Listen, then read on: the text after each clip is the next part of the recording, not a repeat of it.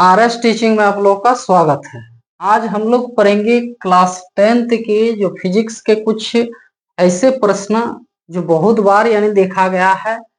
इन प्रश्नों को हम लोग आज देखेंगे और इसके बारे में बहुत कुछ ऐसे है जो सब्जेक्टिव और ऑब्जेक्टिव भी पूछा जाता है। इन्हीं को जानकारी प्राप्त करेंगे। चलिए, पहला जो प्रश्न है पहला प्रश्न कह रहा है ईंधन क्या है। आप सरल भाषा में एक जान लीजिए, वे पदार्थ जो जलकर ऊष्मा देते हैं या फिर ऊष्मा और उसके साथ साथ प्रकाश देते हैं, उसी को यानी क्या कहेंगे, ईंधन कहेंगे। यानी कोई भी वस्तु हो, यहाँ ऑब्जेक्टिव के रूप में भी पूछा जा सकता है, निम्नलिखित में कौन यानी ईंधन है, ईंधन के रूप में आते हैं। तो ऑप्शन में जैसे दिया हुआ रहेगा, एक नंबर में या ए नंबर में क्या कोयला दिया हुआ रहेगा, तो आंसर क्या हो जाएगा, कोयला हो जाएगा। बी नंबर में मान लीजिए क्या मिट्टी दिया गया है, सी नंबर में क्या पत्थर दिया गया है, डी नंबर में इनमें से कोई नहीं। इस तरह से आपको देगा। तो आप जानते हैं यानी कोयला क्या होता है, वह जलेगा। ठीक है, कोयला जो क्या होगा, जलेगा और जलने से यह क्या देता है, ऊष्मा देता है और उसके साथ साथ यानी वह कम मात्रा में लेकिन वह क्या देते हैं, प्रकाश देते हैं। तो प्रकाश भी देते हैं और ऊष्मा भी देते हैं। तो ऐसे वस्तु को ही यानी क्या कहेंगे, पदार्थ को, वस्तु को क्या कहते हैं, तो ईंधन कहते हैं।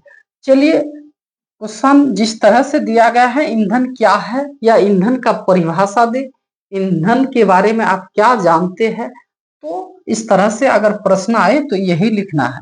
उत्तर जैसे कह रहा है, वे पदार्थ जो जलकर ऊष्मा क्या, ऊष्मा और प्रकाश उत्पन्न करते हैं उसे ईंधन कहते हैं। उसी को यानी क्या कहेंगे, ईंधन कहेंगे।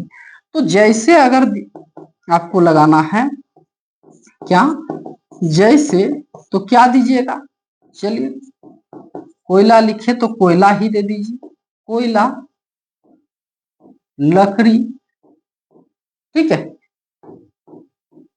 एलपीजी या फिर गैस दे देते हैं, गैस या फिर पेट्रोलियम।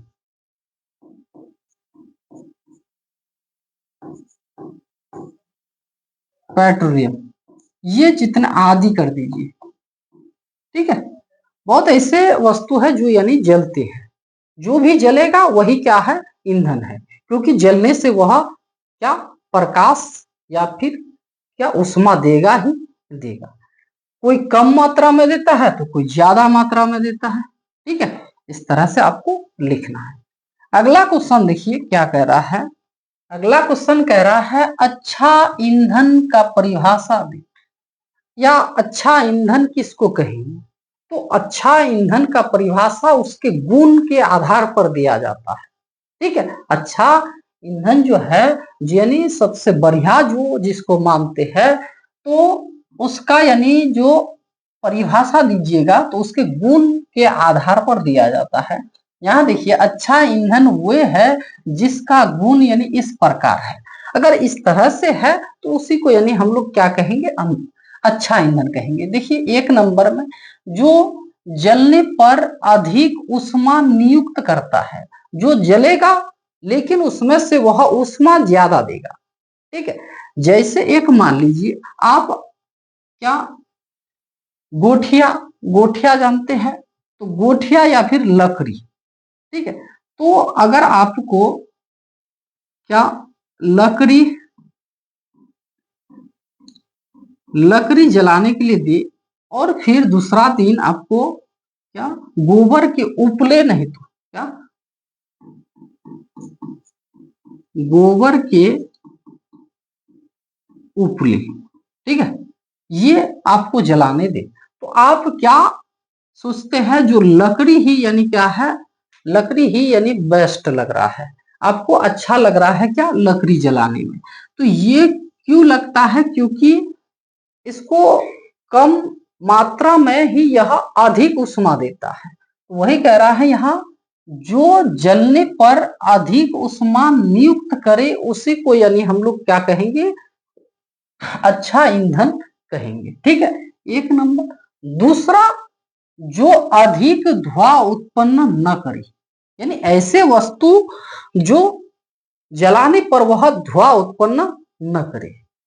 ठीक, जैसे गोबर के उपले अगर जलाते हैं तो यह ज्यादा धुआं उत्पन्न करते हैं, लकड़ी को जलाते हैं तो कम। जैसे कोयला का ही यानी भाग जो है, कोयला एंथ्रासाइट, बिटुमिन, लिग्नाइट, और पीट जो है, तो पीट कोयला को जलाइएगा तो वह धुआं उत्पन्न ज्यादा करेगा। लेकिन एंथ्रासाइट एक ऐसा कोयला है जो जलाने पर वह धुआं उत्पन्न नहीं करते हैं, वह ऊष्मा ज्यादा देते हैं।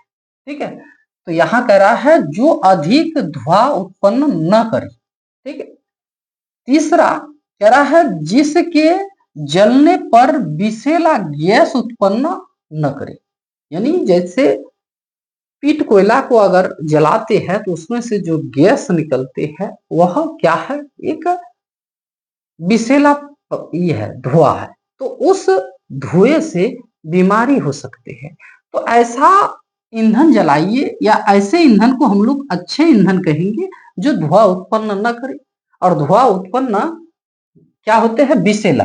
तो कह रहा है जिसके जलने से क्या होते हैं, विषैला गैस उत्पन्न होते हैं। जैसे अगर कचरा पॉलिथीन का कुछ टुकड़ा मिल जाता है, जला देते हैं तो उसमें से गंध निकलते हैं, तो उसमें एक विषैला गैस उत्पन्न होते हैं, जो यानी मानव के लिए, जीव जंतु के लिए क्या है, वह हानिकारक है, यानी खतरा है। ठीक है, चलिए 4 नंबर, जो आसानी से उपलब्ध हो, यानी उसी को कहेंगे जो आसानी से उपलब्ध हो, यानी जब भी उसको चाहे आप प्राप्त कर सकते हैं, ले सकते हैं। ठीक है, जैसे एलपीजी गैस अगर आपके देश में या फिर अपना राज्य में नहीं मिल रहा है तो यह अच्छा ईंधन कैसे कहेंगे। ठीक है, जो आसानी से उपलब्ध हो उसी को यानी क्या कहेंगे, अच्छा ईंधन कहेंगे।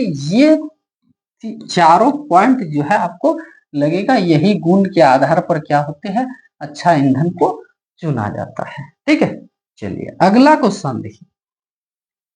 अगला क्वेश्चन कह रहा है जल विद्युत से क्या क्या लाभ है। तो जल विद्युत से क्या लाभ है यही आपको बताना। ठीक, तो जल विद्युत से जो लाभ होता है तो इससे निम्नलिखित लाभ होते हैं।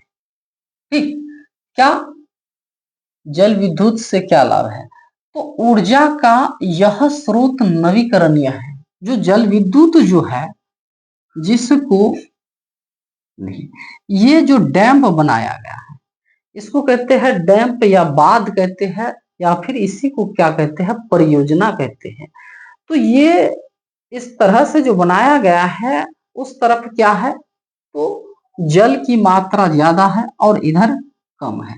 जैसे जल गिरने लगता है तो इसमें डायनामो लगे होते हैं और पंखे लगे होते हैं। तो पंखा क्या, जल के जो धार जो है, जो इसका स्पीड जो है, इसके कारण क्या होते हैं, वह पंखे घूमने लगते हैं, और उस पंखे में जो एक बड़ा सा लोहे का रॉड लगा हुआ है उसके साथ डायनामो जुड़ा हुआ है, और डायनामो घूमता है, और घूमने से वह जो विद्युत उत्पन्न करते हैं, तो इसी को यानी क्या कहते हैं, जल विद्युत कहते हैं।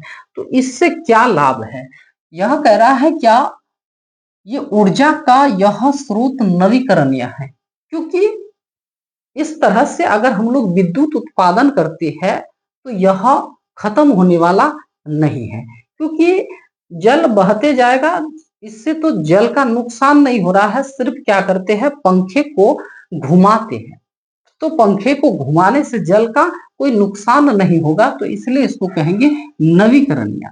और इससे यह प्रदूषण मुक्त होता है, यह प्रदूषण उत्पन्न नहीं करते हैं, यह प्रदूषण उत्पन्न नहीं करते हैं। ठीक है, ये प्रदूषण उत्पन्न नहीं करेगा। दूसरा है जल विद्युत के लिए बनाए गए बांध बाढ़ नियंत्रण और सिंचाई में भी सहायक होते हैं। तो जो बांध बनाया जाता है ना, तो उससे सिर्फ जल विद्युत के लिए नहीं, यह बाढ़ नियंत्रण के लिए भी कैसे, तो देखिए इस क्षेत्र में यानी आगे वाला जो भाग है उस क्षेत्र में क्या है, यानी जल की अधिकता है। और जब इस क्षेत्र में जल की कमी है और फिर बारिश होने लगते हैं इस क्षेत्र में अगर बारिश होने लगते हैं तो यह जल ऐसे ही यानी ज्यादा हो जाएगा। जब ज्यादा हो जाएगा तो अगर इसका ब्राज यानी दरवाजा अगर खोल दिया जाता है तो उस समय ये जो नीचे वाला जो क्षेत्र है इस समय जलमग्न हो जाएगा। अगर इसका दरवाजा बंद कर दिया जाता है तो ये जलमग्न कम होगा, क्योंकि ये आहिस्ता आहिस्ता जो जल है वह समुद्र में विलीन हो जाते हैं यानी चले जाते हैं। ठीक है, तो यह जल को रोक कर रखता है और देखा जाता है यानी नीचे की ओर जल की मात्रा अगर ज्यादा है तो उसमें गेट लगा दिया जाता है। अगर देख रहा है यानी उस साइड जल की मात्रा ज्यादा है तो आहिस्ता इसको खोल दिया जाता है और यह बहकर फिर समुद्र की ओर चले जाते हैं। तो इससे बाढ़ का नियंत्रण भी रखा जाता है। और सिंचाई यानी यहाँ जो डैम बनाया गया है, यहाँ डैम बनाया गया है, इस तरह से डैम बनाया गया। तो ये अगला वाला जो भाग है इस क्षेत्र में क्या हो जाएगा, जल की अधिकता हो जाएगा। और जल अधिकता होने से ये इस तरह से नहर का निर्माण करेगा। क्या, नहर। और नहर से ही यानी क्या करते हैं, अगल बगल का जितना भी क्षेत्र है इसी से यानी सिंचाई करते हैं। ठीक है, इस तरह से, ठीक है, इस तरह से नहर का निर्माण करते हैं और अगल बगल का जो क्षेत्र है ये सिंचाई करने में सहायक होते हैं। तो सिंचाई के लिए भी सहायक है। और इसी से जो भारत एक क्वेश्चन पूछा जाता है ऑब्जेक्टिव का, यानी सबसे बड़ा जो नहर जो है, भारत का सबसे बड़ा नहर का नाम क्या है, जिसको कहते हैं इंदिरा गांधी नहर। और ये इंदिरा गांधी नहर जो है तो कहाँ है, तो आप ऑप्शन में वहां आपको दे देगा क्या, राजस्थान। तो राजस्थान जहां भी होगा आपको टिक लगाना है। ठीक है, चलिए अगला क्वेश्चन कह रहा है जल विद्युत से क्या क्या हानियां हैं। तो जल विद्युत से लाभ तो जान गए और इसका हानियां भी है, यानी जिसमें लाभ है उसमें ही क्या है, हानि है। चलिए, तो देखिए ये जो बराज जो हम बनाए यानी परियोजना जो बनाए, तो इस बांध का निर्माण करने के लिए ये पहले क्या था, नदी जो था, ठीक है, ऐसे बह रहा था, लेकिन यहाँ पर बांध बनाया गया है। तो बांध बनाने से ये जो यहाँ पहले जो नदी था तो यहाँ पर लोग बसे हुए थे, घर बनाया था, ठीक है, घर बनाया हुआ था। और इस तरह से बड़े बड़े मंजिल का निर्माण किया गया था। इस क्षेत्र में भी यानी क्या, खेती बाड़ी हो रहा था और यहाँ घर भी बना हुआ था इस तरह से। तो जब इसको बनाया जाता है तो ये क्षेत्र जो है इस भाग का लोगों को यहाँ से क्या करना पड़ता है, पलायन करना पड़ता है, यानी यहाँ से भागना पड़ता है। तो इसलिए यानी क्या, आप ये सोचिए इसको बनाने से इसका क्या हुआ, नुकसान हुआ। वही कह रहा है ये भी क्या है, हानि है। ठीक, पहला।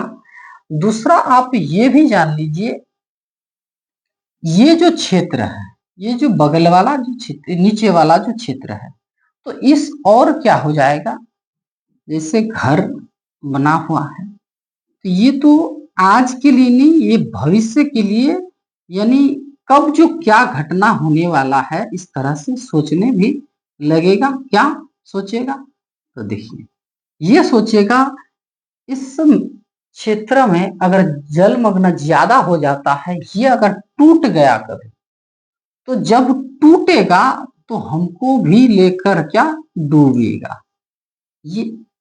ठीक है, तो इसलिए ये क्या है, हानियां भी है। और हानियां हैं तो देखिए एक एक करके हम लोग जानते हैं। जल विद्युत से निम्नलिखित हानियां है। पहला जो है, बांध के कारण कृषि योग्य भूमि और मानव निवास कि बड़े क्षेत्र को त्यागना पड़ता है। ये जो क्षेत्र है और ये क्षेत्र, यहाँ से वह क्या हो जाते हैं, चले जाते हैं। यानी ये अपना क्षेत्र, अपना घर द्वार क्या कर देते हैं, त्याग कर देते हैं और यहाँ से दूसरे जगह जाकर यानी शिफ्ट हो जाते हैं। ठीक है, पहला। दूसरा कह रहा है सिर्फ सीमित संख्या में ऐसे स्थान पर, विशेष कर पहाड़ी भूभागों पर बांध बनाए जा सकते हैं। और ये जो बांध का जो निर्माण होगा तो किस क्षेत्र में, जो सिर्फ पहाड़ी क्षेत्र में, इस क्षेत्र में, पहाड़ी क्षेत्र में। ठीक है, पहाड़ी क्षेत्र से ही यानी नदी का जो निर्माण होते हैं और यहाँ पर बांध बनाया जाए, क्योंकि इस क्षेत्र में जो क्या है, ये जल को रोकने के लिए उतना कुछ क्रिया नहीं करना पड़ता है। क्योंकि अगर मैदानी क्षेत्र में करेगा, मैदानी क्षेत्र में अगर बांध का निर्माण करेगा तो यह ज्यादातर जो क्षेत्र है जलमग्न हो जाएगा। तो इसलिए क्या करते हैं, पहाड़ी क्षेत्र में यानी थोड़ा सा ही यानी क्षेत्र जो लेगा, जो यानी जल को रखने के लिए। और इस और क्या होते हैं, तेज से यानी तेजी से क्या होते हैं, जल की धाराएं जो है नीचे गिरते हैं। ठीक है, क्योंकि ये क्षेत्र ऊंचाई भी जितना है और इधर नीचाई भी बहुत ही होते हैं। ठीक, चलिए, तो इसलिए सिर्फ ये पहाड़ी क्षेत्र में, ये मैदानी क्षेत्र में नहीं बनाए जाते हैं। इसलिए हम लोग को उतना मैदानी क्षेत्र में क्या नहीं मिलते हैं, जल विद्युत नहीं मिलते हैं। ठीक है, चलिए, तीसरा पॉइंट क्या कह रहा है, जलमग्न वनस्पति अनाकसी शर्तों के अधीन शर्ती है और मेथेन की बड़ी मात्रा उत्पन्न करती है। जब ये क्षेत्र जलमग्न हो जाते तो आप ये जान गए जो इस क्षेत्र में क्या है, खेती बाड़ी कर रहा है, फसल है और क्या है, घर द्वार है। ठीक है, यही जानते हैं। इसके साथ ये भी जान लीजिए इस क्षेत्र में पेड़ पौधे बड़े बड़े छोटे छोटे हैं और ये जब क्या सड़ने लगते हैं यानी पचने लगते हैं, तो जिससे यानी मेथेन गैस, क्या मेथेन की बड़ी मात्रा में, मेथेन गैस की बड़ी मात्रा में उत्पन्न होते हैं, जो यानी मानव के लिए क्या खतरा साबित तो होते हैं।